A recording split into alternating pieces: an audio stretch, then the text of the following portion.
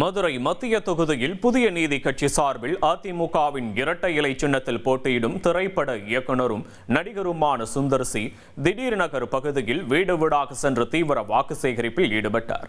அப்போது தந்தி டிவிக்கு அளித்த பேட்டியில் தான் பிரச்சாரத்தின் போது சுட்டிக்காட்டும் தெருவிளக்கு, கழிப்பிட வசதி போன்ற குறைகளை திமுக வேட்பாளர் அமைச்சர் பழனிவேல் தியாகராஜன் உடனுக்குடன் நிறைவேற்றி வருவதாக நகைச்சுவையுடன் குறிப்பிட்டார்.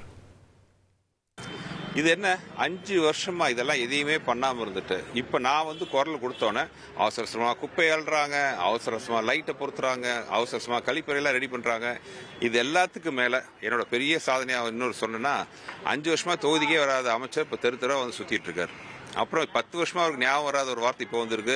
நானும் மதுரைக்காரன்ட்டு எல்லா இடத்துலையும் முழங்கிட்டு இருக்காரு. ரொம்ப சந்தோஷம். இப்போவாச்சும் அவருக்கு மதுரைன்னு இல்லை, அவர் உத்தமபாளையம், நாம் பழனி. அதனால இப்போவாச்சும் அவருக்கு என்ன வெளியூர்காரன் சொல்ற நேரத்தோட அவர் தன்னை மதுரைக்காரன் இப்போவாச்சும் அவர் சொல்லிக்கிறதுல அது என்னோட பெரிய சாதனையா எடுத்துக்கிறேன். இனி செல்லும் இடமெல்லாம் செய்தி.